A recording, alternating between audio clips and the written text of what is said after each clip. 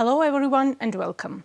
Today we'll be discussing the Armenian government's foreign policy stance with Artur Khachatryan, Deputy of the National Assembly. Mr. Khachatryan, thank you for joining us today. Well, the pleasure is all mine. Mr. Khachatryan, the recently signed Tianjin Declaration condemns the unilateral economic coercive measures referring to US sanctions, criticizes attacks on Iran and calls for a new world order based on multipolarity. How realistic is it that a global East-led system could successfully replace the US-led system of dominance? Well, before I answer to your core question, you said they were going to discuss the foreign policy of Armenia's government. I'm afraid the government, Pashinyan's government, doesn't have any foreign policy. They call it realpolitik, but the core, the essence is having no policy.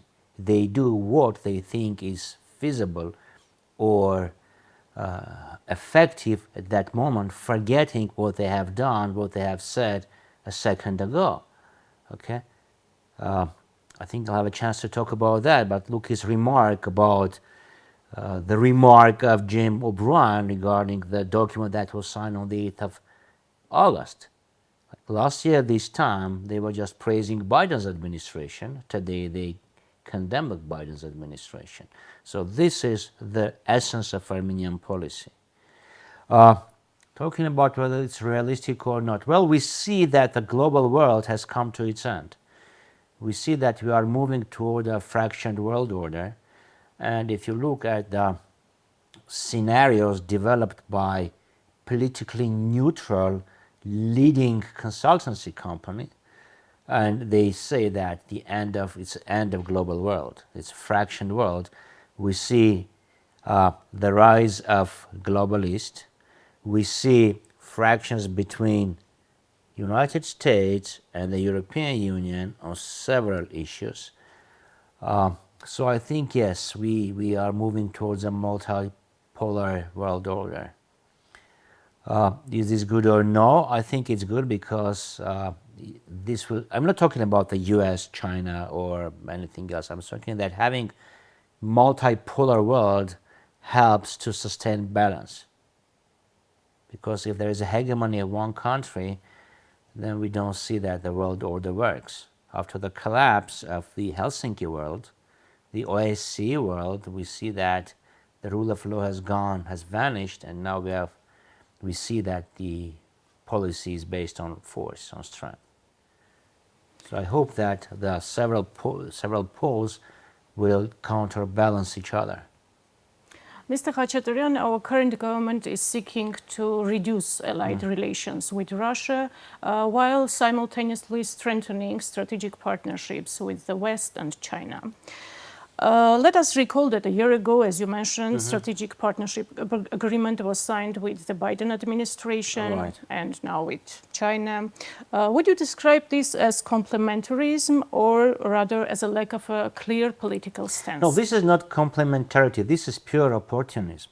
Okay, because complementarity, we used to have a complementarity-based politics, when you basically are honest with your partners, okay, explaining the US why Armenia couldn't shut the borders with Iran, or explaining the US why Armenia needs to have economic relations with Russia, and explaining the Russians why you should develop your relations with the West. This is a policy based on mutual interest and respect of mutual interest. Now the Armenian government runs a policy of conflicts, not of mutual interest, but mutual conflicts between the different geopolitical centers. Okay, I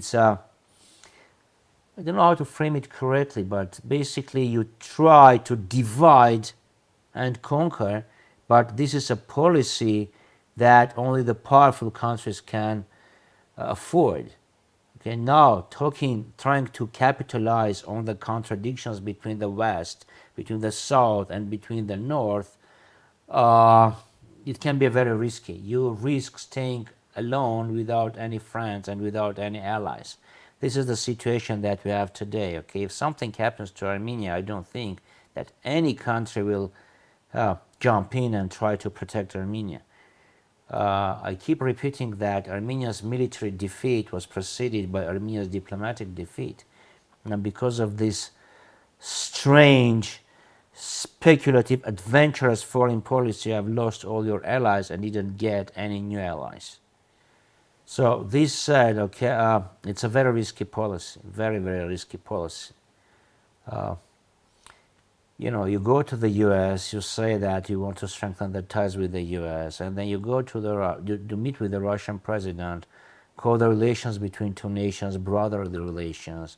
Then you go to China, you celebrate the 80th anniversary of the end of the Second World War, which is basically the defeat of Japan, and then you go to Japan.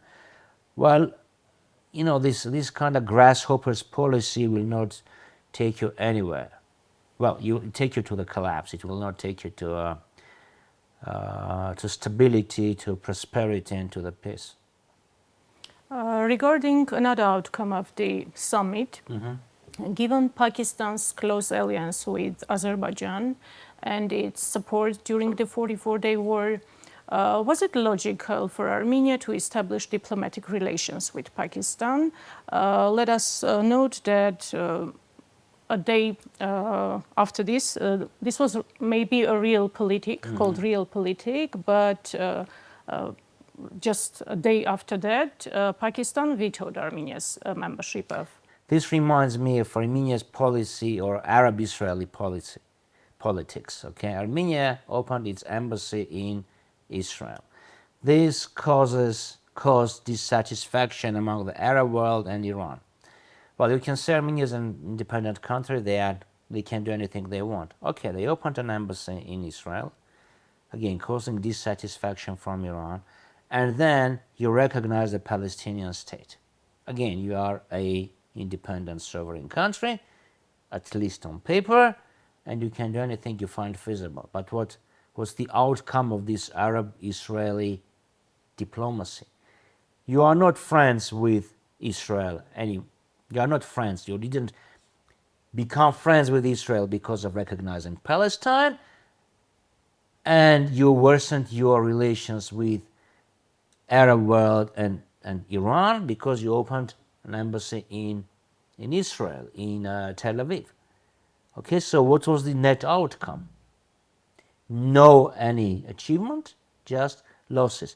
And here's the situation, okay, if you want to improve, or if you say that you are going towards improving or taking your relations with India to a strategic level, and then establishing diplomatic relations with Pakistan, that India was at war with a few months ago, what kind of sentiments this will rise in India? Obviously negative. And now you establish diplomatic relations, but it didn't stop Pakistan to veto Armenia's application for full membership to Shanghai Cooperation Organization. And by the way, talking about the Shanghai, okay, you say that I'm moving, or like a year ago, they passed a law in parentheses, about the accession to EU, and now you want to go to EU. Simultaneously, you applied for membership in BRICS.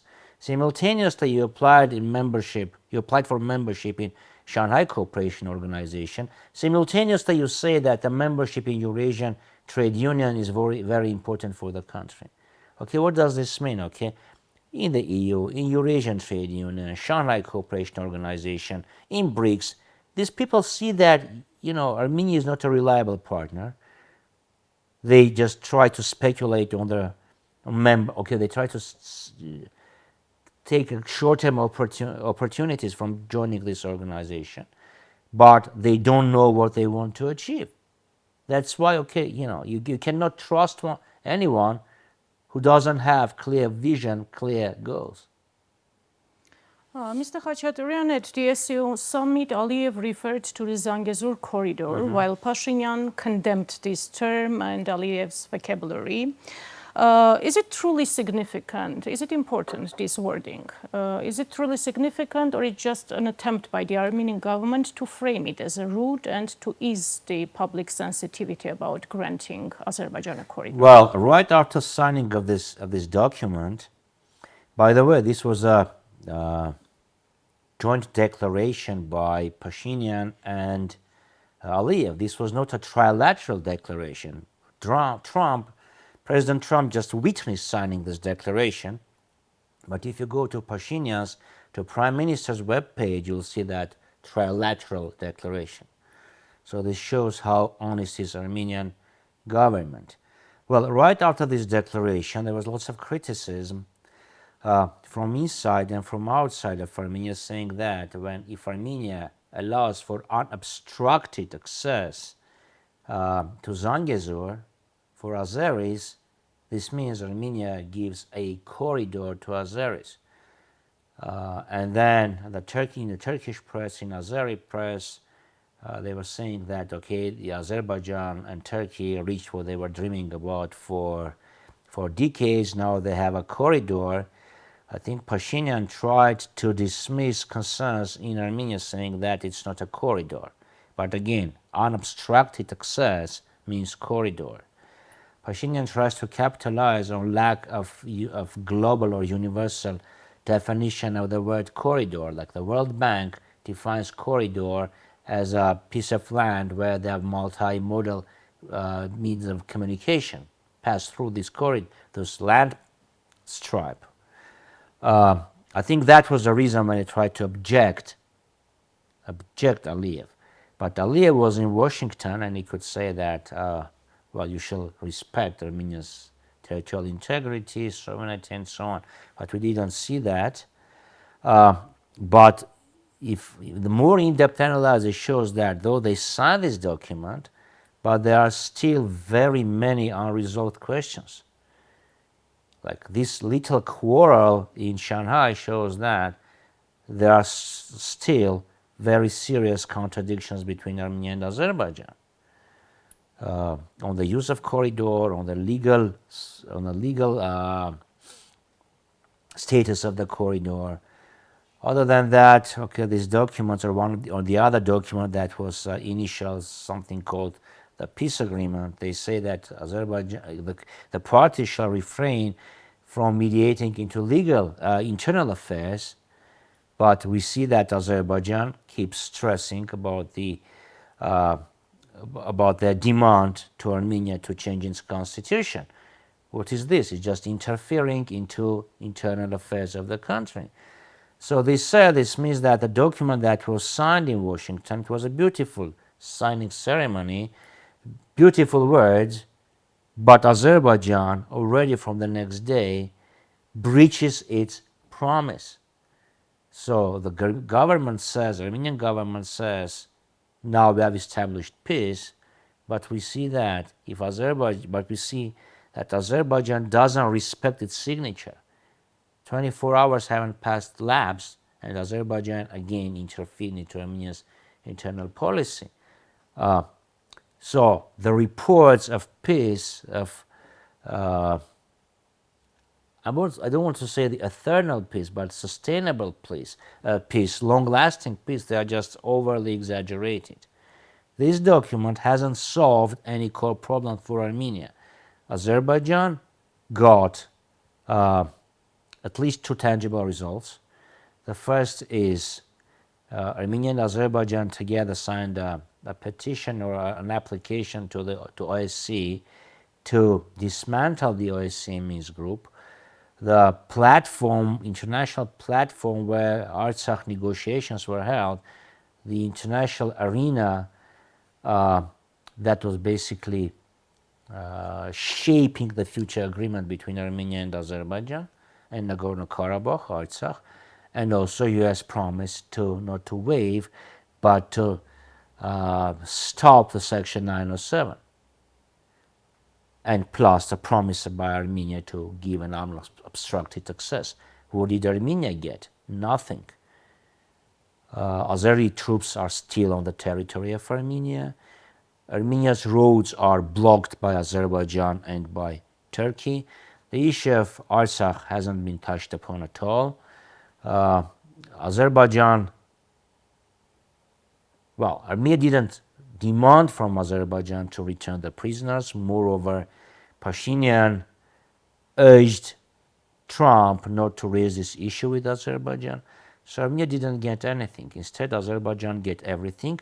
However, Pashinyan got a signature, Aliyev's signature on the document that has word peace on the title. This is what Pashinyan needs, because all Pashinyan's policy was, I will bring peace.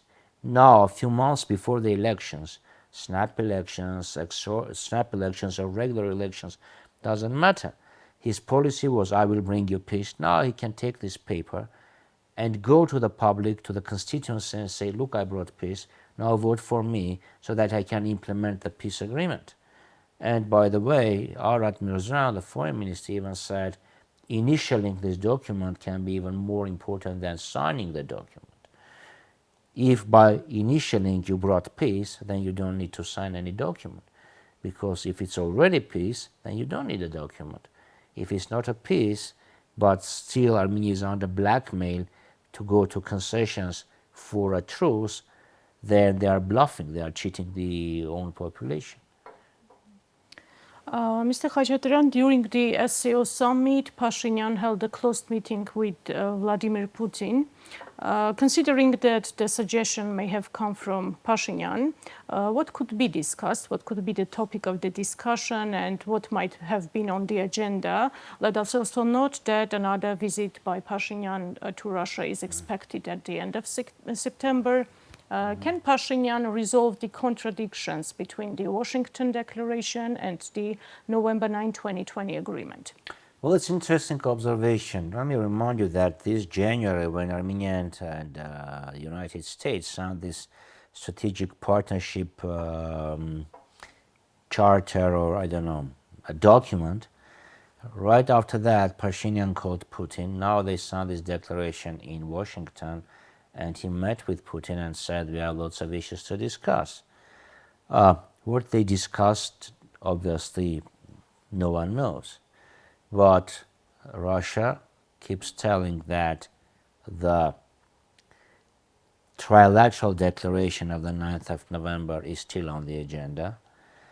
Iran, on its turn, said that no extra-regional forces can intervene into regional issues, and they said that the 3+3 platform or format can be a good platform to discuss regional issues. This means that at least Russia and Iran have some unease or are not very happy with the document that was signed. I'm not sure about the European Union's position, because Putin and Trump met in Alaska. They discussed, I think they discussed about the possibility of Putin-Zelensky meeting, but the German Chancellor Merz said that no meeting will be held between Putin and Zelensky. So this is why I said Armenia's foreign policy can be very risky. Okay, the main geopolitical centers can just tear Armenia apart. And we've been warning Pashinyan since 2021 that you are turning Armenia into a battleground between the big forces, between the big boys, and you are risking to lose the country at all. And one final question. Your recent fundamental work reviewed over 30 years of negotiations, Artsakh negotiations. The government states that the chapter of Artsakh is closed and that there is no possibility of return. What's your opinion on this? No, my position is the government of Armenia doesn't have the right to talk on behalf of people of Artsakh. The people of Artsakh haven't surrendered their right, haven't delegated their right to Pashinyan to discuss on the future future political status of Nagorno-Karabakh, and discuss and ban the right of return of people of Artsakh to the Republic, to Artsakh Republic. The people of Artsakh were subjected to ethnic cleansing, which is a form of a genocide. Genocide shall be condemned, the consequences of the genocide shall be fixed, and Armenia and the people of Artsakh can work with the international community to have their voice heard, to mobilize friends, and to press on Azerbaijan to allow the collective return of people of Artsakh to their homeland. Pashinyan and his people and his party try to frighten the Armenian public, saying that if we raise the issue of return, then Azerbaijan will press for return of so-called Western Azeris to Armenia. But we see that the policy of Azerbaijan is unrelated to Armenia's policy. They just press on Armenia, they get unilateral concession, and Armenia doesn't get anything. So if Pashinyan naively thinks that if they raise this issue, this will cause a more tough position of Azerbaijan, no, it's very naive, because Azerbaijan has its goal to dismantle Armenia as a country, as an independent state. And with this kind of unilateral and begging policy, they will not reach anything. So basically, no, the chapter is not closed. Well, basically, we have lost a lot, so we are not starting from ground zero, we are starting from minus X floor, but this doesn't mean that we shall say no, let's forget about this issue, let's forget about Artsakh, and let's close our eyes towards Azeris genocidal policy. Cannot agree with Pashinyan that let's forget about this issue. No, Artsakh has friends, Armenia has friends, and instead of mobilizing them, trying to please Azerbaijan only to get their positive attitude before the elections, no, this is in a long term, this is a catastrophic policy for Armenia. Thank you so much for the interview. The pleasure is mine. Let me remind you that my guest today was Artur Khachatryan, Deputy of the National Assembly.